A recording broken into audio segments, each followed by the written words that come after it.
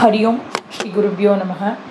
ओम सदाशिवसमारंभां शंकराचार्यमध्यमाम् अस्मदाचार्यपर्यन्तां वन्दे गुरुपरम्पराम्।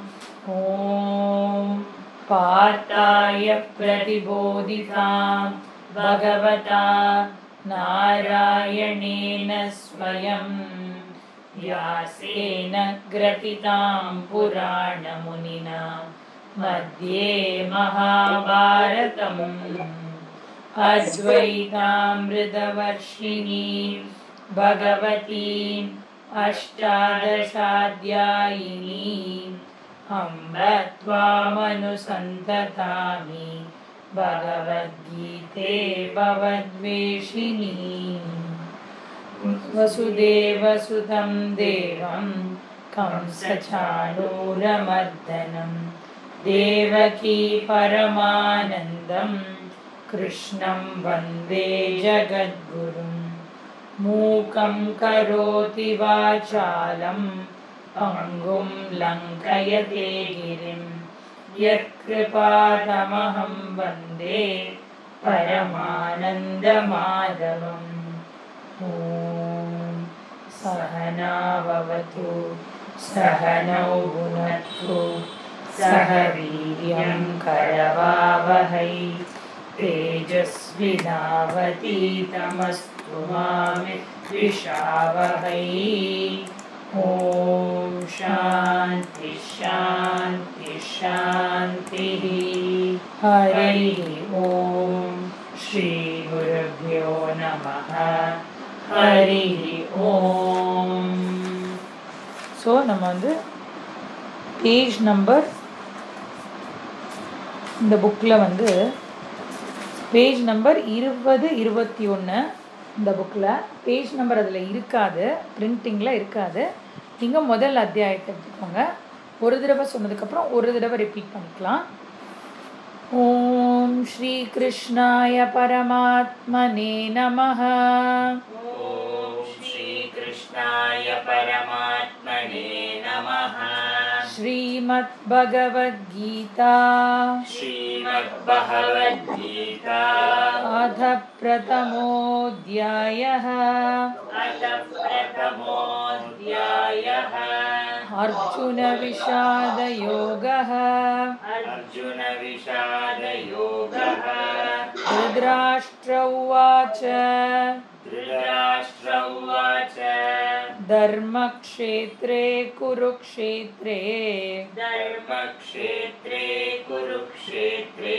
समवेदायुयुत्सवः मामकाः पाण्डवाश्चैव किमकुर्वत संजय। நம்ம தியான ஸ்லோகம் முடிச்சுட்டு முதல் அத்தியாயமான அர்ஜுன விஷாத யோகத்துக்குள்ள நம்ம போகிறோம் இல்லையா? அப்போ இந்த அர்ஜுன விஷாத யோகம் அப்படிங்கிறது கீதையோட இன்ட்ரோடக்ஷன் அப்படின்னு சொல்லப்படுது. அப்போ இந்த முழு கீதை எப்படி இருக்குது அப்படின்னு சொன்னால், கிருஷ்ணருக்கும் அர்ஜுனனுக்கும் இடையே நடக்கக்கூடிய சம்வாதம். ரெண்டு பேரும் சம்வாதம் அப்படின்னு சொன்னால் பேசிக்கிறது. இது ஏன் இப்படி இருக்குது, இது ஏன் அப்படி இருக்குது, இதை நான் எப்படி புரிஞ்சுக்கணும் அப்படின்னு நம்ம கேட்குறோம்ல, அதுக்கு பேர் சம்வாதம். அது இப்போ நம்ம அந்த அர்ஜுன விஷாத யோக அப்படின்னு நம்ம படிக்கிறோம் இல்லையா? இதில் ஃபுல் 47 ஸ்லோகத்தையும் பார்த்தோம் அப்படின்னு சொன்னால், முழுசில் என்ன இருக்கும் அப்படின்னா, ஒரு இடத்துல கூட கிருஷ்ண ஸ்ரீ பகவான் உவாச்ச அப்படின்றது வராது. ஸ்ரீ பகவான் உவாச்ச எங்கே வரும் அப்படின்னா, 2வது அத்தியாயத்தில் 2வது ஸ்லோகத்தில் வரும். பட் அப்போவுமே அது உபதேசம் கிடையாது. அது ஒரு தட்டி கொடுக்கறது. என்னப்பா இப்படிலாம் சொல்கிற அப்படின்னு நம்ம சொல்கிறோம்ல, இப்படிலாம் ஃபீல் பண்ணாத அப்படின்னு நம்ம சொல்கிறோம்ல. இப்படிலாம் ஃபீல் பண்ணாத அப்படின்னு சொல்கிறது என்னது? அது உபதேசம் கிடையாது. ஜஸ்ட்டு அவனை சமாதானப்படுத்துறதுக்காக சொல்கிறது. ஆக்சுவல் உபதேச ஸ்லோகம் எங்கே தெரியுமா ஆரம்பிக்கிறது? 2வது அத்தியாயம் 11வது ஸ்லோகத்திலேருந்து ஆரம்பிக்கிறது. அப்போ அங்கேருந்து தான் கீதை ஸ்டார்ட் ஆகிறது. இன்னும் சொல்லப்போனால் ஆதி சங்கராச்சாரியார் இருக்கார்ல, நம்ம சங்கரர், அவர் வந்து 2வது அத்தியாயம் 11வது ஸ்லோகத்துல இருந்து தான் பாஷ்யம் எழுதியிருக்கார். அதுக்கு முன்னாடிக்கு அவர் எதுவுமே எழுதலை. டைரக்டாக 2வது அத்தியாயம் 11வது ஸ்லோகத்துக்கு ஆரம்பித்து பாஷ்யம் வந்து அப்படியே ஃபுல்லாக வந்து கீதைக்கு எழுதியிருக்கார். அப்போ முதல் அத்தியாயத்தை அவர் கண்டுக்கவே இல்லையே, நம்மளும் முதல் அத்தியாயம் படிக்கணுமா, டைரக்டாக 2வது அத்தியாயத்துக்கு எடுத்துகிட்டு போயிடுங்களேன் அப்படின்னு சொன்னால், நமக்கு வந்து முதல் அத்தியாயம் வந்து நம்மை போன்ற சாதகர்களுக்கு ரொம்ப ரொம்ப இம்பார்ட்டன்ட். இப்போ சங்கர பாஷ்யம் படிக்கிறவா எப்படி இருப்பா, நிறைய டெக்ஸ்ட் எல்லாம் படிச்சுட்டு சங்கர பாஷ்யத்துக்குள்ளே போவா. அப்படிங்கிறதுனால அவர் வந்து 2வது அத்தியாயம் 11வது ஸ்லோகத்துலேருந்து உபதேச ஸ்லோகத்துலேருந்து ஆரம்பிச்சிருக்காரு.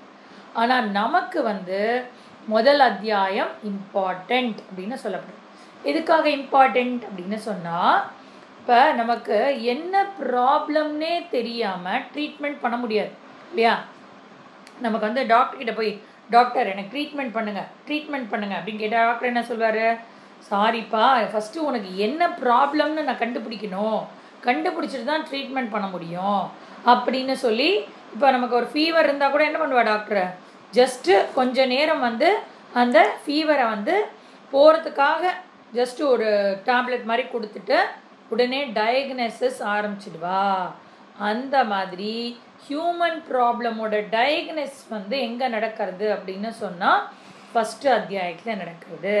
அப்போ ஃபஸ்ட்டு அத்தியாயத்தில் 2 விஷயத்தை எம்ஃபசைஸ் பண்ணுறது முதல் அத்தியாயம். என்ன அப்படின்னு சொன்னால், ஒரு ஹியூமன் ப்ராப்ளமோட ஆக்சுவல் ப்ராப்ளம் என்ன அப்படிங்கிறத டயக்னைஸ் பண்ணக்கூடியது வந்து முதல் ப்ராப்ளம். அதுதான் வந்து ஃபஸ்ட்டு கண்டுபிடிக்கிறது. 2வது விஷயம் என்ன அப்படின்னு சொன்னால், ஒரு தளத்தை அமைத்து கொடுக்கிறது. ஒரு குரு சிஷ்ய சம்பாதத்துக்கான ஒரு தளம், ஒரு ஸ்டேஜை கிரியேட் பண்ணி கொடுக்கறது. தோ அங்கே வந்து நமக்கு வந்து குரு சிஷ்ய சம்பாதம் நடக்கலை அப்படின்னாலும், இப்படிப்பட்ட ப்ராப்ளம் இருக்கிற பர்சன் வந்து தானாக வைத்தியம் பார்த்துக்க முடியாது இல்லையா. தானாக வைத்தியம் வந்து என்ன பண்ணலாம், ஏதோ தலைவலி அப்படின்னா தானாக வைத்தியம் பண்ணலாம் இல்லையா. ஆனால் பல்லில் மேஜராக ஏதோ வந்து வளர்ந்துருக்கு, அந்த விசிடம் டூத் வளர்ந்துருக்கு அப்படின்னு சொன்னால் என்ன பண்ணணும், நானே பிடுங்கிக்கிறேன் அப்படின்னு எடுக்க முடியுமா, பண்ண முடியாது. நானே எக்ஸ்ட்ராக்ட் பண்ணிக்கிறேன், பண்ண முடியாது. நம்ம போய் ஒரு டென்டிஸ்ட் கிட்ட போய் அதை வந்து ஓப்பன் பண்ணி அவர் கட் பண்ணி அதை எடுக்கணும் இல்லையா, அந்த ப்ராப்ளம். அந்த மாதிரி நமக்கு வந்து இருக்கக்கூடிய ராங் திங்கிங்கை வந்து ரைட்டு திங்கிங்காக மாற்றுறதுக்கு வந்து நம்ம ஒரு குரு கிட்ட போகணும். இது 2 ரீசனுக்காக தான் நமக்கு வந்து முதல் அத்தியாயம் கொடுக்கப்பட்டிருக்கு. ஏன்னா முதல் அத்தியாயத்தோட பேர் என்ன தெரியுமோ, அர்ஜுன விஷாத யோக அப்படின்னு பேர். விஷாத அப்படின்னா அவனுடைய சம்சாரம் அப்படின்னு அர்த்தம். அர்ஜுனனுடைய சம்சாரம் அப்படின்னு அர்த்தம். அர்ஜுனன்றவன் எப்போ வாழ்ந்தான், 5000 வருஷத்துக்கு முன்னாடி ஒருத்தன் வாழ்ந்தான். அவனுடைய சம்சாரம் அப்படின்னு சொல்லப்படுது. ஜி இன்னொருத்தரோட ப்ராப்ளம் எல்லாம் நான் ஏன் ஜி வம்பு பேசணும், நான் யாரோட வம்பு தும்புக்கும் போக மாட்டேன் ஜி, இன்னொருத்தரை பற்றி என்கிட்ட எதுவும் சொல்லாதே அப்படின்னு நீங்கள் சொன்னேன்னா வெரி சாரி, அர்ஜுனனோட ப்ராப்ளம் மட்டும் கிடையாது, அது நம்மளுடைய ஓன் ப்ராப்ளம் இல்லையா. 5000 வருஷத்துக்கு முன்னாடி அவன் என்ன அந்த யுத்த களத்தில் அனுபவிச்சானோ அந்த ப்ராப்ளம் என்னுடைய டே டு டே லைஃப்பில் யுத்த களமாக இருக்கக்கூடிய இந்த வாழ்க்கையில் நான் ஒவ்வொரு நிமிடமும் அனுபவித்து கொண்டிருக்கிறேன். அதனால் அவனுக்கு கொடுத்த சொல்யூஷன் எனக்கும் அப்ளிகபிள். எனக்கு மட்டும் இல்லை, இன்னும் 10,000 வருஷம் கழித்து யாராவது ஒரு ப்ராப்ளம் எனக்கு வாழ்க்கையில் இருக்குது, எப்படி இந்த ப்ராப்ளம்லேருந்து எனக்கு வெளில வர்றதுன்னு தெரியல அப்படின்னு சொன்னால் ஹியர் யூ கோ அப்படின்னு சொல்லி அவங்களுக்கும் கீதையை தான் கொடுக்கணும் இல்லையா. கீதா வந்து நம்ம பிரதம மந்திரி வந்து என்ன பண்ணார், ஒரு ஒரு ஊருக்கும் போகும்போது கீதையை கொண்டு போய் எல்லாருக்கும் கிஃப்டாக கொடுத்தாராம். அப்போ எதுக்காக கீதை கொடுக்குறார் அப்படின்னு சொன்னால், இதை விட கிரேட்டஸ்ட் கிஃப்ட் ஃப்ரம் பாரதம் என்னால் கொடுக்க முடியாது அப்படின்னு சொல்லி அவர் முதல் டென்யூரில் இருந்தார்ல, அப்போ எல்லா தேசத்துக்கும் இதை தான் கொண்டு போய் கிஃப்டாக கொடுத்தார். அப்போ நம்ம வந்து ஏன் பகவானை வந்து ஜெகத்குரு அப்படின்னு சொல்கிறோம் இல்லையா, வேற எந்த பகவானையும் நம்ம ஜெகத்குருன்னு சொல்கிறது இல்லை. ஆனால் கிருஷ்ணம் வந்தே ஜெகத்குரு அப்படின்னு ஏன் சொல்கிறோன்னா, அந்த ஜெகத்குருவுக்கு தான், ஜெகத்குருவாய அந்த கிருஷ்ணன் வந்து ஏன் ஜெகத்குரு அப்படின்னு சொன்னால், அவர் உலகத்தில் இருக்கிற எல்லாருடைய ப்ராப்ளம்ஸ்க்கும் சொல்யூஷன் கொடுத்துருக்கார். அதுவும் இந்த ஜென்ரேஷனுக்கு மட்டும் இல்லை, வரக்கூடிய ஜென்ரேஷன்ஸ் எல்லாத்துக்கும் ப்ராப்ளமை கொடுத்துருக்கார் அப்படின்னு சொல்லப்படுது. அப்போ ஃபஸ்ட்டு வந்து என்னது, நம்மளுடைய ஃபண்டமெண்டல் ப்ராப்ளம் இல்லையா, ஒரு ஃபண்டமெண்டல் ப்ராப்ளம் நம்ம எல்லாருக்கும் இருக்கு. அந்த ப்ராப்ளத்துக்காக தான் இந்த முதல் சாப்டர் அப்படின்னு ஃபஸ்ட்டு சொன்னோம் இல்லையா. 2 ரீசன் சொன்னோம். ஒன்று வந்து நமக்கு இருக்கக்கூடிய ஃபண்டமெண்டல் ப்ராப்ளத்தை போக்குறதுக்கு, எனக்கு ஒரு டிசீஸ் இருக்குது அந்த ரோகத்தை கண்டுபிடிக்கிறதுக்கு. 2வது குரு சிஷ்யத்துக்கு இருக்கக்கூடிய அந்த ஒரு ஸ்டேஜ் கிரியேட் பண்ணுறதுக்கு. இப்போ முதல் விஷயம் என்ன அப்படின்னு சொன்னால், சம்சார ரோகம். எனக்கு வந்து ஒரு ப்ராப்ளம் இருக்குது, அந்த ப்ராப்ளம் என்ன அப்படின்னு சொன்னால் சம்சார ரோகம் அப்படின்னு சொல்லப்படுது. அந்த சம்சார ரோகத்தை வந்து இப்போ நீங்கள் வந்து இதுக்கு போனேன்னு வச்சுக்கோங்களேன், அலோபதிக்கு போனேன்னு வச்சுக்கோங்களேன், அவங்க வந்து ஒரு ஒரு ப்ராப்ளம்க்கும் ஒரு ஒரு பேர் வச்சுட்டுருக்காங்க. இது வந்து ஜாண்டிஸ், இது வந்து டைஃபாய்டு, இது வந்து மலேரியா, இந்த மாதிரி வேறு வேறு ப்ராப்ளம், கேன்சர், அது இதுன்னு என்னென்னமோ வச்சுட்டுருக்காவ. ஆனால் நீங்கள் ஒரு ஆயுர்வேதா டாக்டர்கிட்ட போனேன்னு வச்சுக்கோங்களேன், அவள் வந்து 3 கேட்டகரியில் எல்லா ப்ராப்ளமையும் கொண்டு வந்துடுவாள். இது வந்து வாத உடம்பு, இது வந்து பித்த உடம்பு, இது வந்து கப உடம்பு அப்படின்னு, வாதம் பித்தம் கபம் அப்படின்னு சொல்லி 3 விதமான ப்ராப்ளம்குள்ளே இதை கொண்டு வந்துடுவா அப்படின்னு சொல்லப்படுது இல்லையா. அப்போ வாத உடம்புக்குன்னு சில பிரச்சனைகள் வரும், பித்த உடம்புக்குன்னு சில பிரச்சனைகள் வரும், கபம் உடம்புக்குன்னு சில பிரச்சனைகள் வரும். ஸோ அந்தந்த ப்ராப்ளம் இருக்கிறவாளுக்கு அந்தந்த மாதிரி சொல்யூஷன் கொடுக்கணும் அப்படின்னு சொல்லி அந்த மாதிரி ஆயுர்வேதா டாக்டர் வந்து அப்ரோச் பண்ணுவாள். ஆனால் இவன் வந்து என்ன பண்ணுவா, டிசீஸை பொறுத்து உனக்கு என்ன மாதிரி உடம்பு இருந்தாலும் இதுதான் டேப்லெட் அப்படின்னு கொடுப்பா. அதனால என்ன ஆகும், சில பேருக்கு வயிற்றுல பயங்கரமாக புண்ணு வந்துடும், சில பேருக்கு வந்து தலைவலிக்கும், அந்த மாதிரி வெவ்வேறு ப்ராப்ளம் வந்துடும். இப்போ ஆயுர்வேதா வந்து 3 கேட்டகரியில் பீப்புளை பிரித்து 3 கேட்டகரியில் வந்து அவளை ட்ரீட் பண்ணுவா. இங்கே வந்து நம்மளுடைய ப்ராப்ளம், ஹியூமன் ப்ராப்ளத்தையும் அதே மாதிரி 3 கேட்டகரியில் வியாசர் வந்து பிரிக்கிறார் அப்படின்னு சொல்லப்படுறது. என்ன 3 கேட்டகரி அப்படின்னு சொன்னால், முதல் அத்தியாயத்தோட சாரமே இதுதான். இதை வந்து யாருமே மறக்கக்கூடாது. முதல் அத்தியாயம் எதை சொல்லி கொடுத்தது அப்படின்னு சொன்னால், இந்த 3 விஷயத்தோட சொல்யூஷன் தான் முதல் அத்தியாயத்தில் நமக்காக கொடுக்கப்பட்டுள்ளது. அதாவது அதோட ப்ராப்ளமை டயக்னைஸ் பண்ணது.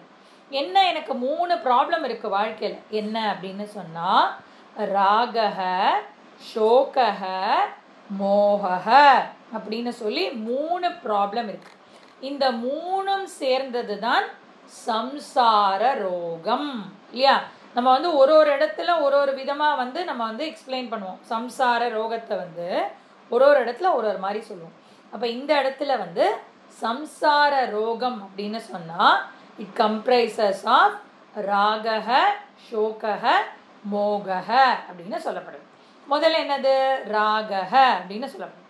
என்ன ராகம், காம்போஜி ராகமா, முராரி ராகமா, கல்யாணி ராகமா அப்படின்னு கேட்கறது எனக்கு தெரியாது. ஏன்னா எல்லாரும் வந்து சின்ன வயசில் பாட்டு கற்றுட்டு இருப்போம் இல்லையா. அதனால அந்த ராகத்தை இங்கே சொல்லலை. இங்கே ராகஹ அப்படின்னு சொன்னால் வேதாந்தத்தை பொறுத்த வரைக்கும், அந்த லாங்குவேஜை பொறுத்த வரைக்கும் ராகஹ அப்படின்னு சொன்னால் அட்டாச்மெண்ட் அப்படின்னு அர்த்தம், பற்று அப்படின்னு அர்த்தம். அப்போ அந்த பற்றை பற்றி தான் வந்து ஃபஸ்ட்டு ப்ராப்ளம் என்ன அப்படின்னா பற்று. 2வது ப்ராப்ளம் என்னது, சோகம். நமக்கே தெரியாது சோகஹ அப்படின்னா சோகம், பற்றினால் ஏற்படக்கூடிய சோகம். 3வது மோகம் அப்படின்னு சொல்லப்படுது. மோகம் அப்படின்னு சொன்னால் எனக்கு அந்த அறிவு கெட்டு போகிறது அப்படின்னு சொல்கிறோம்ல, அந்த அறிவு கெட்டு போகிறதுக்கு பேர் மோகம் அப்படின்னு அர்த்தம்.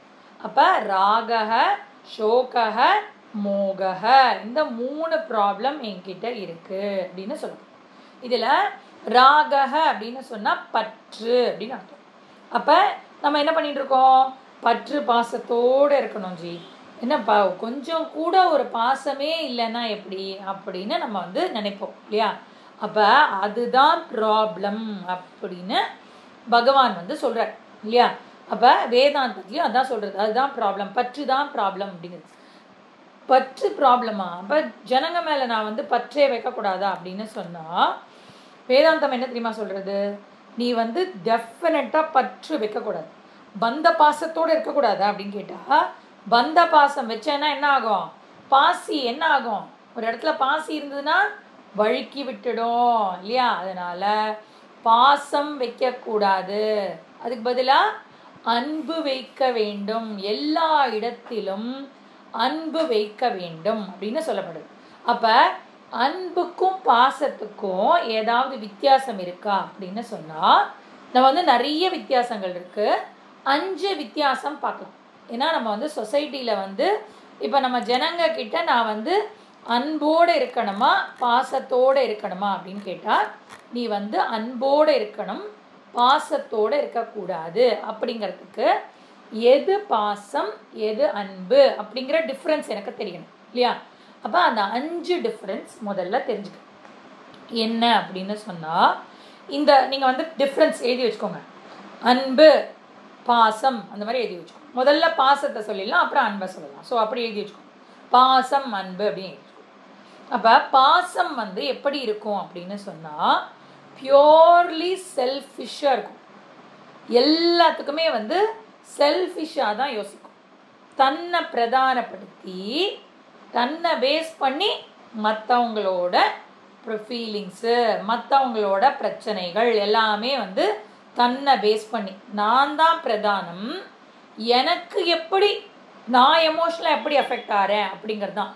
இப்போ நான் ஒரு வார்த்தை சொன்னால் எனக்கு வந்து வாடா அவள் திட்டினா நான் திட்டேன் அப்படின்னு என்னை பிரதானப்படுத்தி மற்றவாளை எடுத்துட்டு போகிறது தான் செல்ஃபிஷ் மோட்டிவ், அதுதான் வந்து பற்றில் இருக்கும். ஆனால் அன்பில் எப்படி இருக்கும், செல்ஃப்லெஸ்ஸாக இருக்கும்.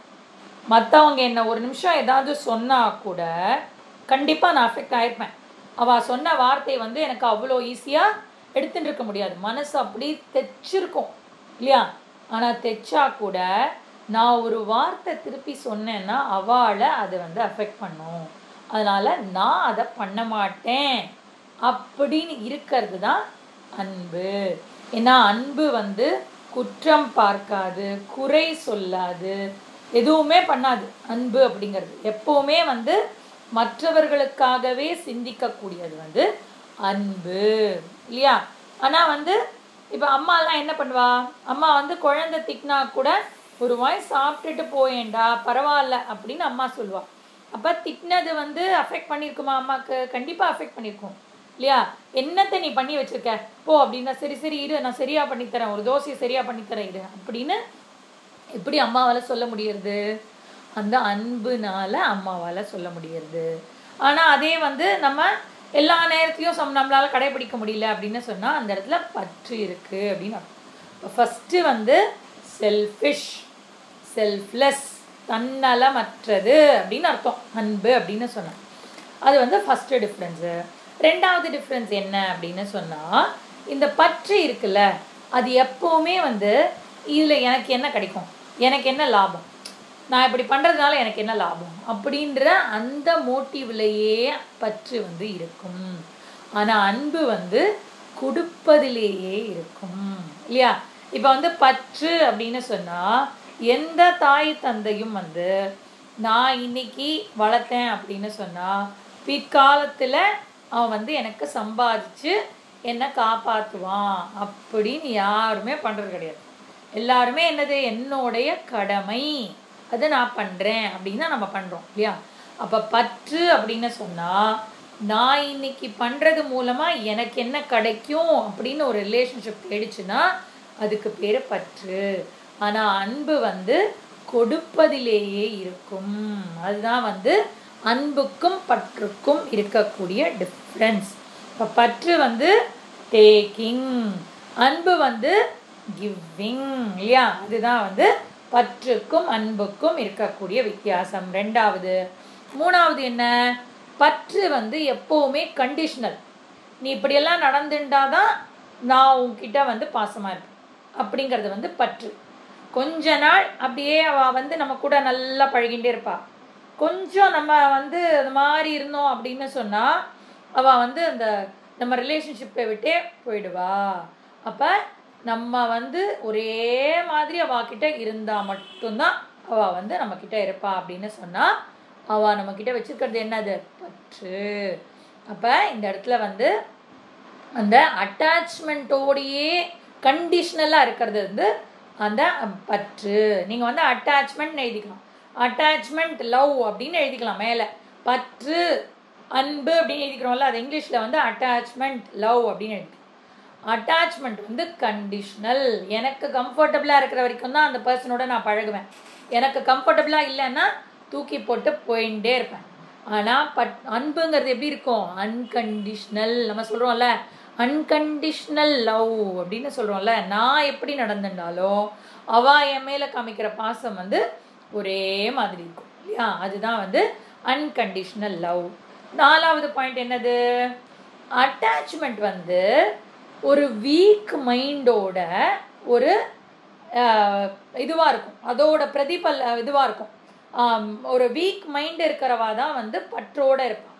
ஆனால் அன்பு எப்படி தெரியுமோ? நான் பூர்ணத்துவத்தோடு இருக்கேன், அதனால் என்னால் எல்லாத்தையும் கொடுக்க முடியும். ஒரு பூர்ணம் அப்படின்னு சொல்லிட்டாலே பூர்ணத்திலேருந்து மைனஸ் பண்ணாலும் எப்போவுமே அது பூர்ணமாக தான் இருக்கும். அதுதான் என்ன சொல்கிறோம் நம்ம? பூர்ணமதம் பூர்ணமிதம் பூர்ணாத் பூர்ணமுதமச்யதே அப்படின்னு நம்ம சொல்கிறோம் இல்லையா? அப்போ பூர்ணத்திலிருந்து எப்போவுமே நீ பூர்ணத்தை எடுத்தாலும் அது பூர்ணமாக தான் இருக்கும் இல்லையா? இன்ஃபினிட், அதிலிருந்து எவ்வளோ மைனஸ் பண்ணாலும் அது எப்படி இருக்கும்? இன்ஃபினிட்டாக தான் இருக்கும். மேக்ஸ் படித்தவா தெரியும்ல. அப்போ இன்ஃபினிட்டில் எவ்வளோ ப்ளஸ் போட்டாலும் இன்ஃபினிட் தான், எவ்வளோ எடுத்தாலும் இன்ஃபினிட் தான் இல்லையா? இப்போ வந்து கடல் இல்லையா? கடல்லேருந்து நீங்கள் எவ்வளோ தண்ணி எடுத்தாலும் அது என்னது? கடல் தான். அது நீங்கள் வந்து கொஞ்சம் குறைஞ்சாலும் அது வந்து கடல் தான். அந்த மாதிரி இந்த அட்டாச்மெண்ட் அப்படிங்கிறது வந்து வீக் மைண்டோட ஒரு வெளிப்பாடு. ஆனால் அன்புங்கிறது வந்து பூர்ணத்துவத்தோட வெளிப்பாடு. அதனால அன்பு வந்து எதை வேண்டுமானாலும் கொடுக்கும். ஆனால் அட்டாச்மெண்ட் வந்து என்கிட்ட இது போயிடுத்துன்னா நான் என்ன பண்ணுவேன் அப்படின்னு சொல்லி எப்போவுமே வீக்காகவே ஃபீல் பண்ணும். அப்புறம் 5வது பாயிண்ட் என்னது? 5வது பாயிண்ட் வந்து இந்த பற்று வந்து என்னை அதர்மத்துக்கு தூண்டிவிடும், தர்மத்தை வயலேட் பண்ண வைக்கும். ஆனால் இந்த அன்பு வந்து எவ்வளோ ஆனாலும் என்னை தர்மத்திலேயே இருக்க வைக்கும் இல்லையா? சம்டைம்ஸ் நம்ம என்ன பண்ணுவோம்? குழந்தை மேலே இருக்கிற பற்றில் வந்து அவள் வந்து தப்பு பண்ணா கூட அதை ஜஸ்டிஃபை பண்ணிகிட்டே இருப்பா இல்லையா? இப்போ வந்து ஸ்கூலில் வந்து கூப்பிட்டு ஏதாவது வார்ன் பண்ணால் என்ன சொல்வா? என் குழந்தைலாம் நல்ல குழந்தை தான், அந்த குழந்தைனால தான் அப்படின்னு சொல்லி அங்கேயும் வந்து மூடி மறைக்க முயற்சி பண்ணுவா. ஆனால் அந்த இவன் மனுநீதி சோழன் என்ன பண்ணான்? அவன் வந்து எல்லாரையும் ஒரே மாதிரி பார்த்தான் இல்லையா? அவனுக்கு என்ன இருந்தது? அன்பு தான் இருந்தது மனுநீதி சோழனுக்கு.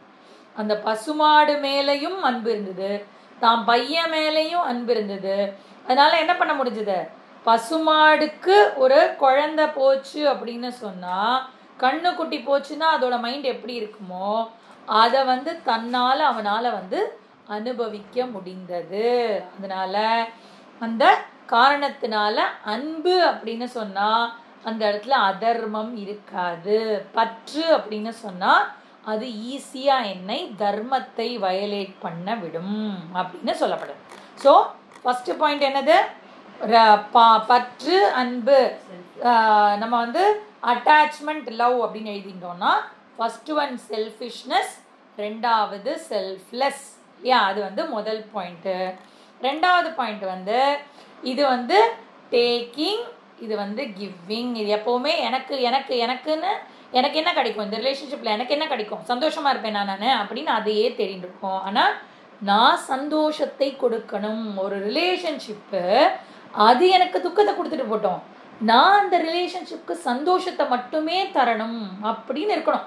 எந்த ரிலேஷன்ஷிப்லேயுமே அவள் என்னை எவ்வளோ வேணால் துக்கப்படுத்திட்டோம், நான் அவளுக்கு சந்தோஷத்தை தான் தடுவேன். என்ன ஜி இழிச்சவாய் மாதிரி லைஃப்பில் இருக்க சொல்கிறேன் அப்படின்னு சொன்னால் அதுக்கு பேர் இளிச்சவாய்த்தனம் இல்லை. கண்டிப்பாக வாட் யூ கிவ் ஒரு நாள் உனக்கு அது திரும்ப கிடைக்கும். அதனால அது வந்து யூனிவர்சல் லா. ஆனால் எந்த விதமான எதிர்பார்ப்புமே இல்லாமல் அன்பு செலுத்துவது முடியும். அப்போ எந்த ரிலேஷன்ஷிப்லேயுமே எனக்கு சந்தோஷம்னு இல்லாமல் நான் சந்தோஷத்தை கொடுக்கணும் அப்படின்னு நினைக்கிறது வந்து அன்பு. மூணாவது அட்டாச்மெண்ட் வந்து கண்டிஷனல். அப்போ அன்பு வந்து அன்கண்டிஷனல் லவ் அப்படின்னு மூணாவது. நாலாவது வந்து வீக் மைண்டுனால பற்று ஏற்படும்.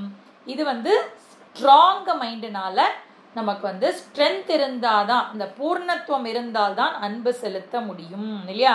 இப்போ ஞானியெல்லாம் வந்து அன்பு செலுத்துவாங்க இல்லையா. இப்போ குருநாதர் வந்து நேற்று நைட்டு ஃபோன் பண்ணி அவ்வளோ நேரம் பேசிட்டு இருந்தார். ஏன் அப்படின்னு சொன்னால் அன்போட வெளிப்பாடு. அப்போ அந்த மாதிரி வந்து அன்பு இருக்கும், பற்று இருக்காது. கம்ஃபர்டபுளாக இருக்கியா, இப்போ உன் கூட என்னால் பேச முடியுமா அப்படின்னு சொல்லி கேட்டு பேசக்கூடியவர் வந்து என்னுடைய குருநாதர். ஸோ அந்த மாதிரி வந்து எப்படி இருக்க முடியும் அப்படின்னா அந்த அன்போட வெளிப்பாடு அப்படின்னு சொல்லப்படுது. அப்போ அந்த அன்புனால மட்டும்தான், அது ஞானிக்கிட்ட மட்டும்தான் அன்பு கிடைக்கும். மற்றவா எல்லாக்கிட்டையும் என்ன வெறும் பற்றுனால ஏற்படக்கூடிய பிரச்சனைகள் தான் இருக்கும். ஏன்னா டேக்கிங் அந்த இடத்துல கண்டிஷனல் லவ் அதுதான் வந்து அங்கே இருக்கும். கண்டிஷனல் அட்டாச்மெண்ட் இருக்கும், இங்கே அன்கண்டிஷனல் லவ் இருக்கும். அப்புறம் அஞ்சாவது பாயிண்ட் என்னது, தர்மத்திலிருந்து என்னை பிறழ வைப்பது பற்று. அன்பு வந்து என்னை தர்மத்திலேயே இருக்க வைக்கும் அப்படிங்கிறது வந்து இந்த 5 பாயிண்ட். அப்போ இந்த 5 பாயிண்ட் எப்போவுமே ஞாபகம் வச்சுக்கணும். நான் ஒரு பர்சன் கிட்ட அன்போடு இருக்கேனா பற்றோடு இருக்கேனா அப்படிங்கிறத வந்து இந்த 5 பாயிண்ட்டை வச்சு நீங்கள் டிட்டர்மைன் பண்ணிடலாம். இந்த ரிலேஷன்ஷிப்பில் அன்போடு இருக்கேனா நான் வந்து பற்றோடு இருக்கேனா அப்படிங்கிறது அது நம்ம போக போக இப்போ வந்து பார்க்கலாம் சரியா. ஸோ இது வந்து முதல் சம்சாரத்தோட ப்ராப்ளம். ரெண்டாவது என்னது, ஷோகஹ அப்படின்னு சொல்லப்படுது இல்லையா. சோகம் இல்லையா, சோகம் அப்படின்னு சொல்லப்படுது. அப்போ நமக்கு எதனால தெரியுமா எல்லாத்துலேயும் நமக்கு வந்து சோகம் இருக்குது, இந்த பற்றுனால தான் சோகமே இருக்குது, இல்லாட்டி சோகம் கிடையாது. இப்போ வந்து ஃபார் எக்ஸாம்பிள் நீங்கள் வந்து இப்போ இந்த மழை காலம் இல்லையா, மழை காலத்தில் நியூஸில் பயங்கரமாக நியூஸ் வரும். என்ன வரும், அங்கே வந்து யாரோ வந்து மழையில் அடிச்சுட்டு போயிட்டா, அப்புறம் எலக்ட்ரிசிட்டி பட்டு யாரோ ஒருத்தா வந்து நியூஸாக படிப்பேன் இல்லையா, அவள் வந்து இறந்துட்டாலாம் அப்படின்லாம் கேட்டால் ஓ நியூஸாக படிச்சுட்டு ஓ ஓகே அந்த மாதிரி ஆகிடுதா, அச்சோ பாவம் இல்லை அப்படின்னு சொல்லிட்டு காஃபி குடிக்கிறச்சே அம்மா சர்க்கரையே இல்லைம்மா காஃபியில் சர்க்கரை போடுமா அப்படின்னு சொல்லிட்டு அந்த நியூஸை வந்து சர்க்கரை போட்ட காஃபி போட்டு அப்படியே குடிக்க முடியும். ஆனால் அதே வந்து என்னுடைய ஸ்ட்ரீட்டில் எனக்கு தெரிஞ்சவாளுக்கு நடந்தது அப்படின்னு சொன்னால் ரொம்ப வந்து மனசு கஷ்டமாக இருக்கும். சே என்ன இப்படி ஆயிடுத்து, ரொம்ப நல்லவா தெரியுமா, எவ்வளோ நல்லவா தெரியுமா, ஏன் அந்த சோகம் அந்த பர்சன்கிட்ட எனக்கு வரல, ஏன் வரல அப்படின்னு சொன்னால் அவள் மேலே எனக்கு பற்று இல்லை, அட்டாச்மெண்ட் இல்லை. ஆனால் இங்கே இருக்கிறவா மேலே எனக்கு அட்டாச்மெண்ட் இருக்குது. அப்போ சோகத்துக்கு மெயின் காரணம் என்ன அப்படின்னு சொன்னால் பற்றுனால தான் எனக்கு சோகம் ஏற்படுகிறது. ஒரு பர்சன் மேலே நான் அட்டாச்மெண்ட் வச்சுருக்கேன், அந்த பர்சன் என்ன இந்த வார்த்தையை சொல்லிட்டா அப்படின்னு சொன்னால் கோவம் வருது இல்லையா, சோகம் வருது இல்லையா, சோகத்தின் மேலே அதுக்கப்புறம் கோவம் வருது. அப்போ யாரோ ரோட்டில் போகிறவன் என்ன திட்டினா நான் ஃபீல் பண்ண மாட்டேன், அவன் பைத்தியம் திட்டினா திட்டு போகிறான் அதுக்காக நான் இதாகிடுவேனா அப்படின்னு சொல்லி நான் வந்து அதுலேருந்து வெளில வந்துடுவேன். ஆனால் என்னோடய க்ளோஸ் பர்சன் நீ என்ன இப்படி சொல்லிட்டியே அப்படின்னு சொல்லி சோகப்படுவேன். அதனால சோகம் அப்படின்னு சொன்னால் பற்றினால் அதோட இதுதான் வந்து சோகம் அப்படின்னு சொல்லப்படுறது இல்லையா. இது வந்து நம்ம தமிழில் சொல்கிற சோகம் இல்லையா. ஏன்னா இப்போ வந்து வேதாந்தத்தில் இருக்கக்கூடிய அட்வான்ஸ் ஸ்டூடெண்ட்ஸ்க்கு வந்து வேற ஒரு மீனிங் ஞாபகம் வரும், அந்த மீனிங்கை இப்போ விட்டுடுங்க. இங்கே வந்து ஷோகஹ அப்படின்னு சொன்னால் சோகம் அப்படின்னு நம்ம சொல்லக்கூடிய நமக்கு சோகம் ஏற்படுகிறது இல்லையா, அந்த சோகத்தன்மை இந்த இடத்துல சொல்கிறது. சாரோ அப்படின்னு சொல்கிறோம்ல அது. அதுக்கப்புறம் வந்து சோகத்துக்கு அப்புறம் இப்போ வந்து அப்போ நம்ம என்ன பண்ணணும், இப்போ சோகம் இல்லாமல் எனக்கு இருக்கணும் இல்லையா, எனக்கு வந்து இந்த என்னால் இந்த சோகத்துலேருந்து வெளில வரணும் ஜி அப்படின்னு சொன்னால் அதுக்கு முன்னாடி இருக்கக்கூடிய பற்றிலிருந்து நான் கொஞ்சம் விடுபடணும். அன்பு வைக்க ஆரம்பித்தேன் அப்படின்னு சொன்னால் என்னை கவனித்தாலும் சந்தோஷம், கவனிக்கலைனாலும் சந்தோஷம், என் கூட இருந்தாலும் சந்தோஷம், இல்லை என்னை விட்டு விலகி போனாதான் அவளுக்கு சந்தோஷம்னா அதுவும் இருக்கட்டும், அதுவும் எனக்கு திருப்தி தான். அப்போ இதெல்லாம் எப்படி பாசிபிள் அப்படின்னு சொன்னால் அந்த பற்றிலிருந்து நான் கொஞ்சம் கொஞ்சமாக விடுதலை அடையணும். அது எப்போ தெரியுமா பண்ணணும்? ஓகே, இப்போ வந்து இந்த பற்றிலிருந்து விடுதலை வந்து அந்த ப்ராப்ளம் நடக்கும்போது என்னால் பண்ண முடியாது, அதுக்கு முன்னாடியே ப்ரிப்பேர்டாக இருக்கும். இப்போ வந்து நீங்கள் இன்சூரன்ஸ் எடுக்கணும் அப்படின்னு வச்சுக்கோங்களேன், உங்களுக்கு என்ன ரூல் ஃபஸ்ட்டு சொல்லுவா? நீங்கள் வந்து யங்காக இருக்கணும், அப்புறம் ஹெல்த்தியாக இருக்கணும், போன 2 வருஷத்தில் உங்களுக்கு எந்த விதமான டிசீசஸும் இருந்திருக்கக்கூடாது. எனக்கு இப்போ கேன்சர் இருக்குது, நான் இப்போ இன்சூரன்ஸ் எடுக்க முடியுமா? எடுக்க முடியாது. நீங்கள் ஹெல்த்தியாக இருக்கணும், அப்புறம் உங்களுக்கு எந்த விதமான டிசீஸும் இல்லாதப்போ தான் உங்களுக்கு இன்சூரன்ஸ் அலவுடு. 60-70 வயசில் இப்போ இன்சூரன்ஸ் எடுக்க முடியுமா? எடுக்க முடியாது இல்லையா? முன்னாடியே எடுக்கணும். அப்போ நான் சோகத்திலிருந்து வெளியில் வரணும் அப்படின்னு சொன்னால் அப்போ போய் வீடு வந்து பற்றிக்கிட்டு எரியுது, இதோ நான் கிணறு தோண்டிகிட்டே இருக்கேன் ஜி, அதுவும் எங்கே? சென்னையில் கிணற தோண்டி தண்ணி எடுத்து எப்போ நீ அந்த வீட்டோட தீ அணைக்கிறது? அந்த மாதிரி இல்லாமல் முதல்லையே ப்ரிப்பேர்டாக இருக்கணும். இப்போ இருந்தே பற்றிலிருந்து கொஞ்சம் கொஞ்சமாக என்னை வந்து விடுதலை பண்ணிக்கணும். அதனால 2வது வந்து சோகத்துக்கு நான் இப்போ இருந்தே நான் வந்து ப்ரிப்பேர் பண்ணணும், ராகத்திலிருந்து விடுதலை அடையணும் அப்படின்னு சொல்லணும். 3வது என்ன ப்ராப்ளம் சொன்னோம்? மோக இல்லையா? மோகம் அப்படின்னு சொன்னால் என்ன அர்த்தம்? சரியான திங்கிங் கிடையாது. மோகத்தில் ஒரே ஒரு ப்ராப்ளம் தான், என்னன்னா தர்மம் அதர்மமாக தெரியும், அதர்மம் தர்மமாக தெரியும் இல்லையா? சரி இந்தா இப்படி பண்ணிக்கோ அப்படின்னு சொல்லி ஒரு அதர்மத்தை செய்ய தூண்டுகிறது அப்படின்னு சொன்னால் இந்த பாசத்தினால் எனக்கு ஏற்படக்கூடிய விளைவுனால அந்த சோகம் எனக்கு வந்துடுத்துனா என்ன பண்ணுறதுன்ற பயத்தினால மைண்டு வந்து தப்பாக திங்க் பண்ணி எனக்கு சரியானது தப்பாக தெரியும், தப்பானது சரியாக தெரியும். அதுக்கு பேர் மோக அப்படின்னு சொல்லப்படுது. அப்போ அதர்மத்துக்கு என்னை தூண்டும். அப்போ என்னுடைய இந்த அதர்மம் எப்போ தெரியுமா நடக்கும்? ராகக சோகக மோகக, இந்த 3 நாள எனக்கு இருக்கும் அப்படின்னு சொல்லப்படுது. அப்போ இந்த 3ம் இருந்தது அப்படின்னு சொன்னால் என்னுடைய வாழ்க்கையில் நடக்கக்கூடிய ப்ராப்ளத்துக்கு பேர் என்ன? சம்சாரம் அப்படிங்கிறது தான் இந்த 3ஓட ப்ராப்ளம். ஸோ ஃபிசிக்கல் இண்டிபெண்டன்ஸ் வந்து எனக்கு கிடைக்காது, ஆனால் இந்த சம்சார ரோகத்திலிருந்து இண்டிபெண்டன்ஸ் கிடைக்கும் இல்லையா? இந்த சம்சார ரோகத்திலிருந்து எனக்கு விடுதலை வேண்டும், எனக்கு விடுதலை வேண்டும் அப்படின்னு சொல்லி எல்லாரும் என்ன பண்ணிடுறா? ஃபிசிக்கலாக நான் வந்து இந்த ப்ராப்ளம்லேருந்து வெளில வரணும் அப்படின்னு சொல்லி தவறான சிந்தனைகளுக்குள்ளே போயிடுறா. ஆனால் நம்ம வந்து ஃபிசிக்கல் டிபெண்டன்சி எல்லார் மேலேயும் வச்சுக்கலாம். இப்போ என்னால் முடியல, உடம்பு முடியல அப்படின்னு சொன்னால் ஃபிசிக்கலாக யார் மேலே வேணால் டிபெண்ட் ஆகலாம். கொஞ்சம் தண்ணி கொண்டு வந்து கூட, எனக்கு சாப்பாடு கொண்டு வந்து கூட, அதெல்லாம் கேட்கலாம், தப்பு கிடையாது. ஆனால் மென்டலி அந்த டிபெண்டன்சி இல்லாமல் யார் மேலேயும் இண்டிபெண்ட்டாக இருக்கணும். அதுக்கு வந்து இந்த சம்சார ரோகத்திலிருந்து விடுதலை அடையணும் அப்படின்னு சொல்லப்படுது இல்லையா? அதுக்கு வந்து இதுதான் வந்து ஃபஸ்ட்டு என்னுடைய ப்ராப்ளங்களோட சொல்யூஷன். நம்ம சொன்னோம் இல்லையா? 2 விஷயம். ஒன்று வந்து என்னுடைய சம்சார ரோகம், அந்த சம்சார ரோகம் தான் என்னுடைய ஸ்டேஜ். இது அர்ஜுனனுக்கு மட்டும் இல்லை, நமக்கும் இருக்குது.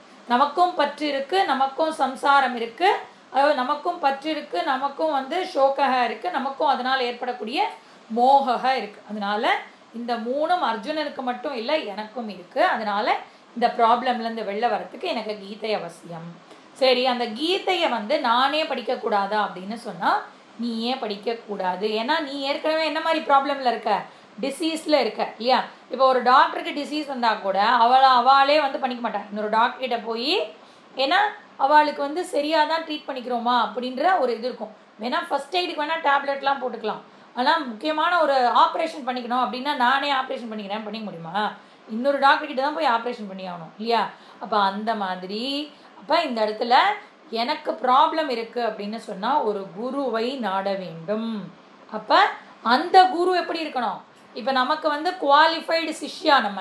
ஏன் நமக்கு இந்த 3 ப்ராப்ளம் இருக்குது, ராகக சோகக மோகக, இந்த 3 ப்ராப்ளம் நமக்கு இருக்குது. அதனால் நான் சிஷ்யனாக இருக்க தயாராக இருக்கேன்.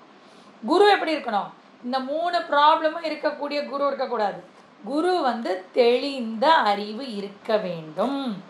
அப்படிப்பட்ட ஒரு குருவாக நமக்கு யார் இருக்கா? ஓ, என் முன்னாடி நீங்கள் உட்காந்துட்டு இருக்கேஜி, நீங்கள் தான் ஜி என்னுடைய குரு. அது வந்து நீங்கள் என்ன குரு அப்படின்னு சொன்னாலும் நம்மளோட குரு பரம்பரையை இன்வோக் பண்ணி தான் நம்ம வந்து இந்த கிளாஸையே ஆரம்பிக்கிறோம் இல்லையா? சதாசிவ சமாரம்பாம் சங்கராச்சாரிய மத்தியமாம் அஸ்மதாச்சாரிய பர்யந்தாம். அப்போ சதாசிவனில் ஆரம்பித்து சங்கரர் மத்தியமாக இருந்து இப்போ என்னுடைய குருவாகிய உங்களிடத்தில் நான் இதை கேட்க போகிறேன், அப்போ நமஸ்காரம் பண்ணுறேன் அப்படின்னு சொன்னால் என்ன அர்த்தம்? இந்த லீனியேஜில் என்ன சொல்லி கொடுக்கப்பட்டிருக்கோ அதை நம்ம சொல்லி கொடுக்குறோம். அப்போ கிருஷ்ணர் என்ன சொல்லி கொடுத்தாரோ அதை தான் வியாசர் எழுதினார். வியாசர் என்ன எழுதினாரோ அதை தான் சங்கரர் எழுதினார். சங்கரர் என்ன எழுதினாரோ அதை தான் நம்ம குருமார்கள் சொல்லி கொடுத்துருக்கா. அதனால குரு சிஷ்ய பரம்பரையின் மூலமாக நம்ம இதை கேட்க போகிறோம் அப்படின்னு சொல்லப்படுது. அப்போ அப்படிப்பட்ட அந்த குரு சிஷ்ய பரம்பரையில் அந்த அர்ஜுனனுக்கு என்ன ப்ராப்ளம் இருக்கோ அந்த ப்ராப்ளம் எனக்கும் இருக்கு. அதனால கீதை வந்து எல்லாம் ஓஞ்சதுக்கப்புறம் நான் வாழ்க்கையில் கீதை கேட்குறேன் அப்படின்னு பண்ணக்கூடாது. இப்போ எனக்கு இருக்க கரண்ட் ப்ராப்ளமை அட்ரஸ் பண்ணுறதுக்கு கீதை வேண்டும். எனக்கு வெவ்வேறு விதமான ப்ராப்ளம்ஸ் இருக்குது. ஒருத்தவங்களுக்கும் இங்கே 44 பேர் இருக்குல்ல, 44 பேருக்கும் ஒவ்வொரு விதமான ப்ராப்ளம் ஒருத்தவங்களும் இருக்குது.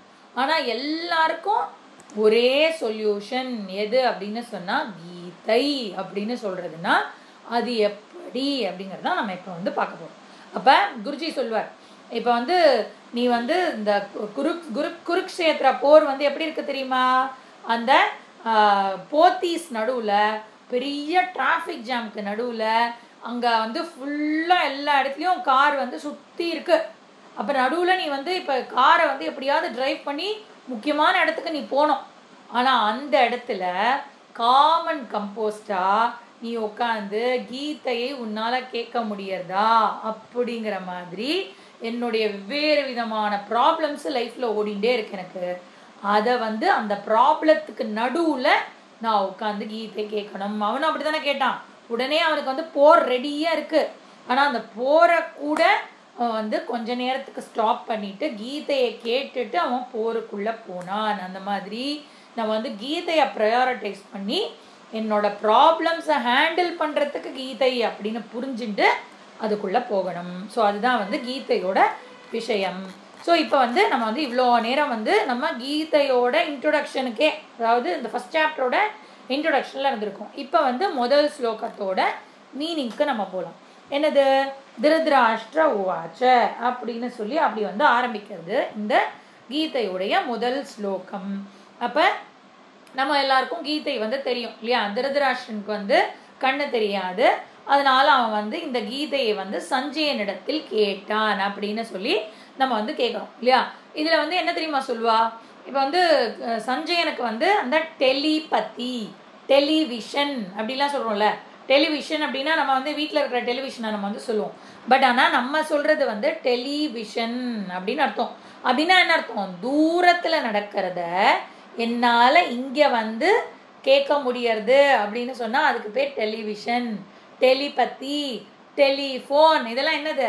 தூரத்தில் இருக்கிறத இங்கே கொண்டு வருது அப்படின்னு அர்த்தம். அப்போ அந்த மாதிரி டெலிவிஷன் மாதிரி அவனுக்கு வந்து அந்த சிஸ்டம் வந்து சஞ்சயனிடத்தில் இருந்தது. இப்போ நம்ம வந்து கூகுள் மீட்டில் என்ன பண்ணுறேன்? நான் உங்கள் வீட்டுக்குள்ளேயே இருக்கிற மாதிரி இருக்கேன் இல்லையா? அந்த ஸ்க்ரீனில் நான் எங்கெங்கேயோ இருந்தால் கூட அங்கே இருக்கிறது வந்து நான் இங்கே என்ன பண்ணிட்டு இருக்கேன்றது உங்களுக்கு எப்படி தெளிவாக தெரியுது. அதுக்கு வந்து எவ்வளோ வருஷம் ஆயிருக்கு? கொரோனா வரணும், கூகுள் மீட்டு கண்டுபிடிக்கணும், அது வரைக்கும் வந்து இதெல்லாம் நமக்கு தெரியவே தெரியாது இல்லையா? ஆனால் அந்த காலத்தில் எல்லாருக்கும் எப்படி இருந்தது? அவளோட தபோ வலிமையினால் அவளால் கூகுள் மீட்டை கண்ணு முன்னாடி கொண்டு வந்து அங்கே என்ன நடக்கிறது அப்படிங்கிறத கண்ணு தெரியாத திருதராஷ்டிரனுக்கு சொல்ல முடிந்தது. அவ்வளோ ஒரு தபோ வலிமை வந்து அவன்கிட்ட இருந்தது. அப்படிப்பட்ட வலிமையோட அந்த திருதராஷ்டிரனுக்கு இவர் வந்து சஞ்சயன் வந்து இந்த விஷயத்தை எடுத்து சொன்னார். அப்போ இந்த இடத்துல ஏன் இப்படி ஆரம்பிக்கிறது அப்படின்னு சொன்னால், இப்போ வந்து இது ஆக்சுவலி என்ன தெரியுமா சொல்வா, அவன் வந்து சஞ்சயன் வந்து கிடுக்கிடுன்னு எல்லாத்தையும் சொல்லிட்டே போனானான், இப்படி நடந்தது இப்படி நடந்ததுன்னு சொல்லிட்டு கீதை எல்லாம் சொல்லிட்டானான். சொல்லி முடிச்சு அந்த போரோட விஷயமும் எடுத்து சொல்லிட்டானான். சொல்லி முடிஞ்ச உடனே பீஷ்மர் வீழ்ந்தார் அப்படின்னு சொன்னானாம்.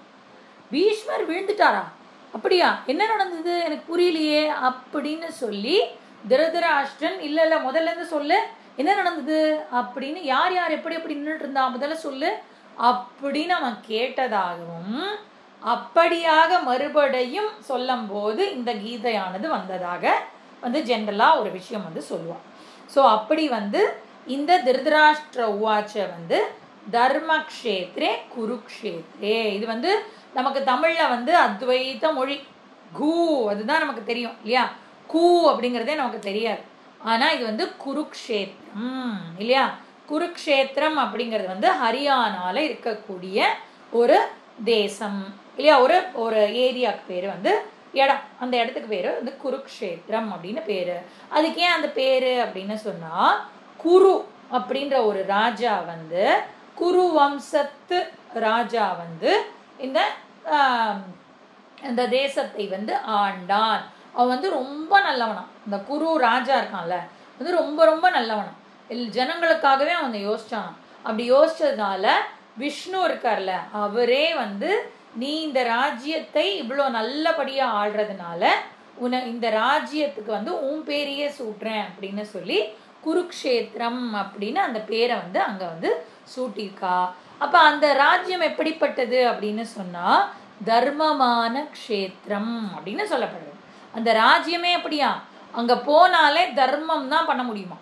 அப்ப தர்மத்துக்கான க்ஷேத்திரமாகிய குருக்ஷேத்திரம். இன்னைக்கும் வந்து எந்த இடத்துல கீதை சொன்னோமோ அந்த இடத்துல ரொம்ப வருஷமா இருக்கக்கூடிய ஒரு மரம் வந்து அந்த இடத்துல இருக்கு. அந்த மரம் வந்து கீதை அப்படின்னே சொல்லப்படுது அந்த மரத்தை. இப்ப நம்ம வந்து நம்ம எல்லாம் பிரார்த்தனை பண்ணிக்கலாம், நம்ம வந்து குருக்ஷேத்திரம் ஒரு தடவை போயிட்டு வரணும். இங்க வந்து மடிப்பாக்கத்துல நம்ம வந்து கீதை சொல்லி கொடுத்துட்டு இருக்கோம்.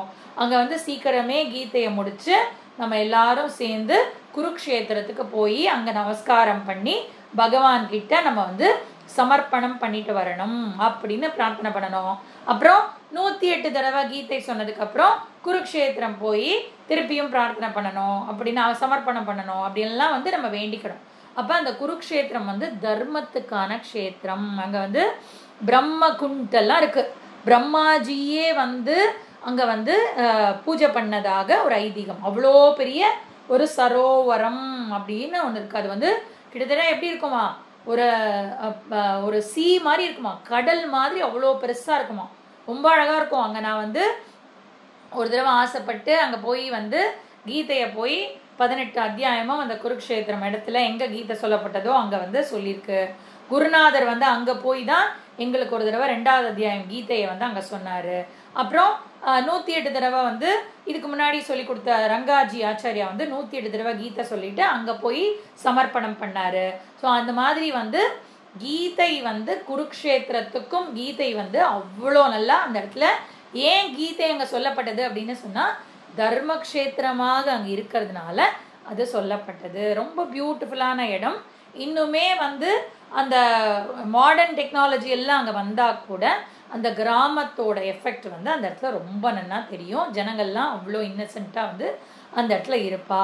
அந்த பிரம்ம குண்ட்ல வந்து எல்லாரும் வந்து பிரம்ம சரோவர் அப்படின்னு சொல்லுவா. அந்த இடத்துல வந்து சூரிய இதுல வந்து அந்த சோலார் எக்லிப்ஸ் வருதுல, சூரிய கிரகணம்.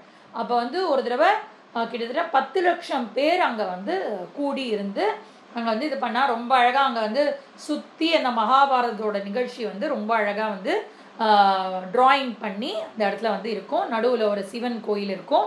ரொம்ப அழகா இருக்கும் அந்த இடம். அதையும் வந்து நம்ம பிரார்த்தனை பண்ணிக்கலாம். அங்க போய் 18 அத்தியாயம் கீதையும் வந்து நம்ம படிக்கணும் அப்படின்னு சொல்லி பிரார்த்தனை பண்ணி நம்ம முதல் ஸ்லோகத்தோட மீனிங்க்கு போனோம்னா தர்மக்ஷேத்ரே குருக்ஷேத்ரே. அப்ப இதுவே வந்து அவனுக்கு சொல்யூஷன் கொடுத்துருது. திருதராஷ்டிரன் கேட்கும் போதே தர்மம் அப்படின்னு அவன் வந்து ஆரம்பிக்கிறான். அப்ப அதர்மத்துக்கு நடுவுல அவன் இருந்தா கூட தர்மமே வெல்லும் அப்படின்னு தெரிஞ்சதுனால தர்மக்ஷேத்ரே குருக்ஷேத்ரே அப்படின்னு அவன் வாயிலேயே வந்து அந்த க்ஷேத்திரத்தோட பெருமையை சொல்ற விதமா. அப்ப நம்மளோட தேகம் வந்து என்னது? க்ஷேத்திரம் அப்படின்னு சொல்றோம் இல்லையா? இந்த க்ஷேத்திரம் எப்படிப்பட்டதாக இருக்கணும்? தர்மமான க்ஷேத்திரமாக இருக்கணும். அப்ப தர்ம க்ஷேத்ரே குருக்ஷேத்ரே சமவேதா யுயுத்சவஹ அப்படின்னு சொல்லி ரொம்ப அழகா வந்து இந்த ஸ்லோகம் ஆரம்பிக்கிறது. அப்ப சமவேதாக அப்படின்னு சொன்னா யாரெல்லாம் அந்த இடத்துல வந்து அசம்பிள் ஆயிருக்கா அப்படின்னு சொல்ற மாதிரி. யுயுத்சவஹ அப்படின்னு சொன்னா யுத்தம் பண்றதுக்கு யாரெல்லாம் அந்த இடத்துல ஈகரா வந்து வெயிட் பண்றா. யுயுத்சவஹ அப்படின்னா ஈகர் டு ஃபைட் அப்படின்னு அர்த்தம். ரொம்ப ஈகரா யாரெல்லாம் வெயிட் பண்றா. யார் யாரு? மாமகாஹா பாண்டவாஸ்சைவ. மாமகாஹா அப்படின்னு சொன்னா என்னுடைய மக்கள். அப்புறம் பாண்டவாஸ்ச இவ ஏவ அப்படின்னு ச ஏவ பாண்டவர்களும் என்னுடைய மக்களும் அப்படின்னு சொல்றான். கிம் கிம் குர்வத சஞ்சய என்ன பண்ணிட்டு இருக்கா சஞ்சயா. அகுர்வத அப்படின்னா டூ அப்படின்னு அர்த்தம். என்ன பண்ணிட்டு இருக்கா அப்படின்னு சொல்லி சஞ்சய அப்படின்னு அவன்கிட்ட வந்து ஹோ சஞ்சய அப்படின்னு சொல்லி அவனை வந்து கேட்குற. அப்ப கிம் அகுர்வத என்ன பண்ணிட்டு இருக்கா அப்படின்னு சொல்றான். அப்ப இந்த இடத்துல வந்து அவனுடைய செல்ஃபிஷ்னஸ் இந்த இடத்துல என்ன தெரியுது. நம்ம சொன்னோம் இல்லையா, பற்று அன்பு அப்படின்னு சொன்னா அவனுக்கு என்ன இருக்கு? அவனுக்கு வந்து பற்று தான் இருக்கு. ஏன் அப்படின்னு சொன்னா என்னுடைய மக்கள் அப்படின்னு கேட்குறான் ஆரம்பிக்கும் போதே. மாமகாஹா அப்படின்னு சொல்றோம். அப்ப அந்த இடத்துல பாண்டவர்களை அவன் வேறுபடுத்தி பார்க்கறான். ஆனா என்னது? அவர்களும் தாயாதிகள் தானே, என்னுடைய தம்பி குழந்தைகள் தானே அவர்களும். அப்ப தம்பி இல்லை அப்படின்னு சொன்னா அந்த குழந்தைங்க எப்படி தன்னுடைய குழந்தைகள் மாதிரி பார்த்துக்கணும் இல்லையா? இப்ப பாண்டு அங்க இல்லை அப்படின்னு சொன்னா பாண்டவர்களும் தன்னை மாதிரி தன்னுடைய குழந்தைங்க மாதிரி பார்த்துக்கணும். ஆனா அவன் அங்கேயே வந்து என்னோடது அவனோடதுன்னு பிரிச்சு பார்க்கறான். அப்ப அந்த இடத்துல பற்று யார் மேல இருக்கு? அந்த துரியோதனாதிகள் மேல பற்று இருக்கிறதுனால தெள்ள தெளிவா செல்ஃபிஷா கேட்கறான். என்னுடைய மக்களும் பாண்டவர்களும் என்ன செய்கிறார்கள் அப்படின்னு சொல்லப்படுது. அப்ப இந்த இடத்துல வந்து திருதராஷ்டிரனுக்கு என்ன சொல்லுவோம் நம்ம? அவன் வந்து கண்ணு தெரியாதவன் அப்படின்னு சொல்லுவோம் இல்லையா? அப்ப அந்த இடத்துல கண்ணு தெரியாது அப்படின்றது வந்து பிசிக்கலா மட்டும் கிடையாது, அவனுக்கு வந்து விவேகம் இல்லை அப்படின்னு சொல்லப்படுறது. எது சரி எது தப்பு அப்படின்னு தெரிஞ்சு சரியதான் செய்யணும்னு சொல்லக்கூடிய அந்த விவேகமற்ற நிலை தான் அந்த நீ வந்து நம்ம சொல்றோம்ல, கண் இருந்தும் குருடா இருக்கியா நீ, உனக்கு நடக்கிறது தெரியலையா அப்படின்லாம் திட்டுவோம்ல. அப்படின்னா என்ன அர்த்தம்? விவேகம் இல்லாமல் இருக்கிறாய், புத்தி கெட்டு போய் இருக்கான் அப்படிங்கறத தான் இந்த இடத்துல வந்து அவனுடைய கண்ணுடைய தெரியாத தன்மை குறிக்கிறது அப்படின்னு சொல்லப்படுறது. ஸோ அப்படியாக அவன் வந்து கிம் அகுர்வத்தை என்ன பண்ணிட்டு இருக்கா சஞ்சய அப்படின்னு சொல்லி அவன் வந்து கேட்குறான். அதுக்கு வந்து சஞ்சயன் என்ன சொல்றார் அப்படின்னு பார்த்தா, சஞ்சயன் வந்து சஞ்சய உவாச்ச திருஷ்ட்வா து பாண்டவானீகம் வியூடம் துர்யோதனஸ்ததா ஆச்சார்யமுபசங்கம்ய ராஜா வசனமப்ரவீத். அப்ப இந்த ஸ்லோகம் வந்து சஞ்சயன் பேசுறது. சஞ்சய உவாச்ச அப்படின்னு சொன்னா சஞ்சயன் சொல்கிறான். என்ன சொல்றான்? திருஷ்டுவா தூ அப்படின்னு சொல்லி நான் பார்க்கிறேன். என்ன பார்க்கிறேன் அப்படின்னா பாண்டவா நீக்கம் அப்படிங்கிறான். அப்படின்னா பாண்டவா நீக்கம்னா பாண்டவர்களுடைய அவர்களுடைய ஆர்மி அவர்களுடைய அந்த படைபலம் அதை வந்து நான் பார்க்கிறேன். பாண்டவா நீக்கம் அவ வந்து வியூடம் இல்லையா, அந்த வியூடத்தை வந்து அந்த இடத்துல பார்க்கிறேன். வியூடம்னா என்னது? அந்த வியூடம் அமைக்கிறது அப்படின்னு சொல்லுவோம்ல, வியூகம் அமைக்கிறது அப்படின்னு சொல்லுவோம்ல, அதை வந்து யாரோ பார்த்துருக்கா. யார் பார்த்துருக்கா? ஏன்னா திருஷ்டுவா தூ அப்படின்னு சொன்னா ஹேவிங் சீன் அப்படின்னு அர்த்தம். பார்த்திருக்கிறார். யார் பார்த்திருக்கிறார்? ராஜா துரியோதனஹ இல்லையா, அந்த இடத்துல வருது இல்லையா, துரியோதனஸ்ததா அப்படின்னு இருக்கு, ராஜா அப்படின்னு வருது. அப்ப ரெண்டாவது வரியில ராஜான்னு இருக்கு, முதல் வரியில துரியோதனன். அப்ப ராஜா துரியோதனஹ அவர் வந்து திருஷ்டுவா தூ இதை எதை பார்த்திருக்காரு? பாண்டவா நீக்கம் அதை வந்து பார்த்திருக்காரு, அந்த வியூடத்தை பார்த்திருக்காரு. பார்த்துட்டு அவர் என்ன பண்ணிருக்காரு? உபசங்கம்ய ஆச்சாரியம். உபசங்கம்ய அப்படின்னு சொன்னா அப்ரோச் பண்றது, அவர் இடத்தில் பக்கத்துல போறது. இப்போ உபனிஷத் அப்படின்னு சொல்றோம்ல, அதுக்கு மீனிங் வந்து குருவின் இடத்தில் போய் கேட்கறது, அருகாமையில் அப்படின்னு அர்த்தம். அப்ப அது மாதிரி உபசங்கம்ய அப்படின்னு சொன்னா அவர்கிட்ட போய் ஆச்சாரியம். யாரு?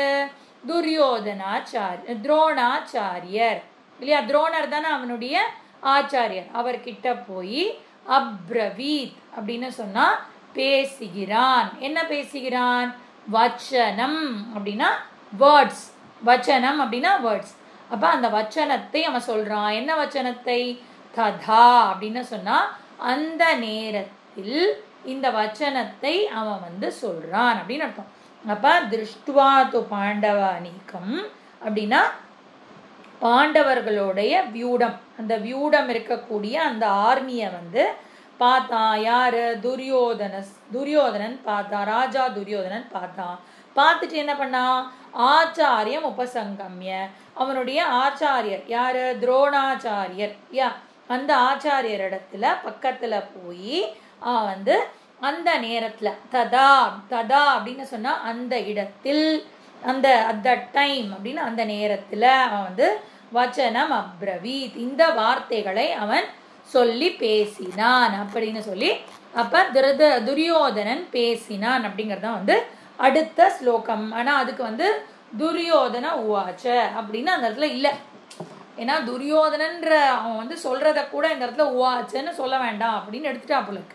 ஆனா இந்த மூணாவது ஸ்லோகம் பார்த்தோம்னா அந்த துரியோதனன் பேசக்கூடியது தான் இந்த இடத்துல வந்து இருக்கு. ஆனா துரியோதன உவாச்சன் அந்த இடத்துல இல்ல. இப்ப என்ன சொன்னான் அவன்? பஷ்யைதாம் பாண்டு புத்ராணாம் ஆச்சாரிய மஹதீம் சமூம்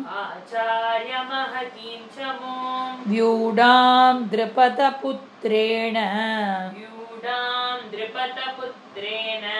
தவ சிஷ்யேன தீமதா. இப்ப இந்த இடத்துல வந்து அந்த அவன் வந்து பார்க்குறான். என்ன பார்க்குறான் அப்படின்னு சொன்னால் இந்த இடத்துல வந்து first word by word meaning பார்த்துக்கலாம். ஆச்சாரிய அப்படின்னு நம்ம பார்த்தோம்னா ஹோ டீச்சர் அப்படின்னு டீச்சரை வந்து சொல்கிறான். ஹோ டீச்சர் இங்கே பாருங்கோ அப்படின்னு சொல்லி அவங்கள வந்து கூப்பிடுறான். ஏ டீச்சர், ஹலோ டீச்சர் அப்படின்னு நம்ம சொல்லுவோம்ல, அந்த மாதிரி டீச்சர் டீச்சர் அப்படின்னு நம்ம கூப்பிடுவோம்ல, அந்த மாதிரி சம்போதனா அப்படின்னு சொல்லுவான், கூப்பிடுறது அப்படின்னு அர்த்தம். அப்போ ஆச்சாரிய பஷ்ய பாருங்க. என்ன பாருங்க? ஏதாம் அப்படின்னு சொன்னா திஸ் எதை வந்து பார்க்கணும் அப்படின்னு சொல்றான்? மஹதீம் சமூம் அப்படின்னு சொன்னா பெரிய ஆர்மி இல்லையா. மஹதீம் அப்படின்னா வாஸ்டா இருக்கு. சமூம் அப்படின்னு சொன்னா இந்த இடத்துல அந்த ஆர்மி, அந்த படைகளை பாருங்கள். யாருடைய படைகளை? பாண்டு புத்திரானாம் பாண்டவர்களுடைய படைகளை பாருங்கள். வியூடாம் அந்த வியூகங்களை பாருங்கள். அதுவும் அந்த வியூகம் யாரால் அமைக்கப்பட்டிருக்கு? திருபத புத்திரேன. யாரு? துருபதனுடைய புத்திரன். யாரு திருபதனுடைய புத்திரன்? பேர் என்ன? திருஷ்டத்யும்னன். அப்ப அவன் பேர் இங்க சொல்லல, திருபதாவோட புத்திரன் அப்படின்னு சொல்லிட்டு அவன் யாரு அப்படிங்கிற இன்ட்ரோடியூஸ் பண்றான். தவ தீமதா சிஷ்யேன உங்களுடைய வெரி வெரி ஸ்கில்டு சிஷ்யன் அவன் அப்படின்னு சொல்லி இந்த இடத்துல வந்து துரியோதனன் இப்படியாக பேசுகிறான் அப்படின்னு அர்த்தம். இந்த இடத்துல அவன் சாதாரணமா சொல்ற மாதிரி இருக்கா நமக்கு? ஆனா அவன் வந்து துரியோதனன் வந்து குத்தி காமிக்கிறான். அவனுடைய குருவினிடத்தில் குத்தி காமிக்கிறான். பாருங்க, நல்லா பாருங்க, அந்த பாண்டவர்களோட வியூகத்தை பாருங்க. யார் தெரியுமா அந்த வியூகத்தை அமைச்சிருக்கா? உங்களோட அந்த துருபதனுடைய மகன். துருபதன் அப்படின்னு சொன்னாலே யாருக்கு கோவம் வரும்? துருபதனை பார்த்துட்டாலே நம்ம துரியோதன துரோணாச்சாரியருக்கு கோவம் வரும். எல்லாம் துரோதரான்றதுனால வாய் வந்து பயங்கரமா இதா இருக்கு. அப்ப துரோணாச்சாரியாருக்கு வந்து துருபதன் அப்படின்னு சொன்னாலே கோவம் வந்துடும். ஏன் அப்படின்னு சொன்னா சின்ன வயசுல 2 பேருக்கும் ரொம்ப க்ளோஸ் ஃப்ரெண்ட்ஸ் வந்து எனிமீஸா மாறிட்டா என்ன ஆயிடும்? ரொம்ப தீவிரமா 2 பேரும் வந்து சண்டை போட்டுப்பா இல்லையா? இந்த படத்துல எல்லாம் என்ன காமிப்பா? ரொம்ப க்ளோஸ் ஃப்ரெண்ட்ஸா இருப்பா, அப்புறம் 2 பேரும் பயங்கர எதிரி ஆயிடுவா. அதுதான் ஒரு வெரி இன்ட்ரெஸ்டிங் ஸ்டோரி இல்ல? அப்ப அந்த மாதிரி இங்கேயும் வந்து இந்த துருபதனோடைய பையன், அதுவும் எப்படி அந்த பையனுக்கு வந்து அவன் எதுக்காக அந்த பையனை பெற்றெடுத்தான்? யாகத்துல வந்து அவன் பெற்றுக்கிட்டான் இல்லையா? திரௌபதியும் திருஷ்டத்யும்னனையும் அவன் பெற்றெடுத்தான். எதுக்காக எடுத்தான் அப்படின்னு சொன்னா யாக குண்டத்துல இருந்து வர வச்சவான், அந்த அக்னில இருந்து வந்தவா 2 பேரும். என்ன ஒரே காரணம் அப்படின்னு சொன்னா இந்த துரோணாச்சாரியாரை அழிக்கணும். அதுக்குதான் வந்து அவங்க 2 பேரையுமே அவன் வந்து கொண்டு வந்திருக்கான். அப்ப எப்படி வந்து ஒரு தவறான தாமசிக் அப்படின்னு சொல்லுவோம். பின்னாடி 17வது அத்தியாயத்துல படிக்கும்போது தாமச பூஜை அப்படின்னு சொன்னா இன்னொருத்தரை அழிக்கிறதுக்காக செய்யக்கூடிய பூஜை வந்து தாமச பூஜை. அந்த மாதிரி ஒரு பூஜையை வந்து துருபதன் செஞ்சு அதுல இருந்து வெளியில வந்தவ தான் திரௌபதி. அதனாலதான் அவ வந்து அக்னி குண்டத்துல இருந்து வந்தவ இல்லையா? அவளும் சரி, அப்புறம் அந்த திருஷ்டத்யும்னனும் வெளியில வந்ததும் வந்தான். ஆனா என்ன பண்ணான்? துருபதன் வந்து வெரி வெரி ஒரு பயங்கரமான புத்திசாலி. என்ன பண்ணான்?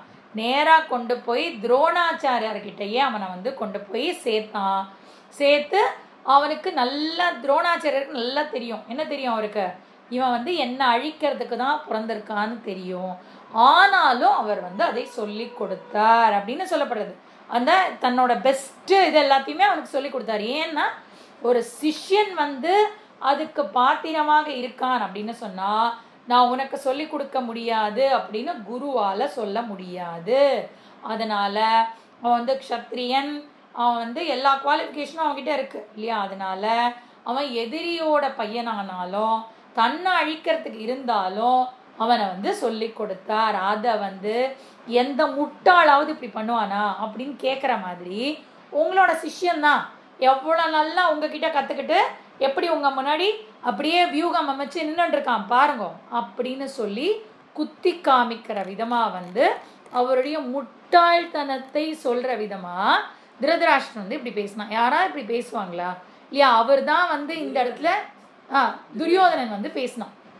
துரியோதனன் வந்து அந்த துரோணர்கிட்ட இந்த மாதிரி பேசினான். யாராவது வந்து ஒரு படை பலத்தோட இவர் நின்று இருக்காரு. இந்த பக்கம் இவர் தான் வந்து சேனாதிபதி, அந்த பக்கத்துல அவன் தான் சேனாதிபதி. உன்னோட ஜனங்க கிட்ட அந்த நேரத்துல நீ எப்படி பேசணும்? கான்பிடன்ஸ் கொடுக்குற மாதிரி பேசணும் இல்லையா? அதை விட்டுட்டு குத்தி காமிக்கிற மாதிரி. அப்ப எந்த விதமான ஒரு ஸ்கில்லுமே இல்லாதவன் துரியோதனன். கம்யூனிகேஷன் ஸ்கில்ஸ் அப்படின்னு சொல்றோம்ல, லீடர்ஷிப் ஸ்கில்ஸ் எதுவுமே இல்லை அவனுக்கு. அவனுக்கு வந்து தன்னோட அந்த ராஜ்யம் மேலதான் பாசம், பற்று, அப்புறம் அவங்க மேல பொறாமை, இந்த உணர்ச்சியெல்லாம் இருந்ததுன்னா அவன் வந்து தன்னுடைய குருவையே வந்து திட்டுறான். அப்படிதான் கொஞ்ச நேரத்துக்கு வந்து இந்த திட்டுதல் வந்து போயிட்டே இருக்கும். அதை வந்து நம்ம வரக்கூடிய கிளாஸ்ல வந்து டீட்டெயிலா ஃபர்ஸ்ட் சாப்டர் பார்க்கலாம். ஓம் பூர்ணமத பூர்ணமிதம் பூர்ணாத் பூர்ணமுதச்யதே பூர்ணஸ்ய பூர்ணமாதாய பூர்ணமேவாவசிஷ்யதே. ஓம் சாந்தி சாந்தி சாந்தி. ஹரி ஓம்.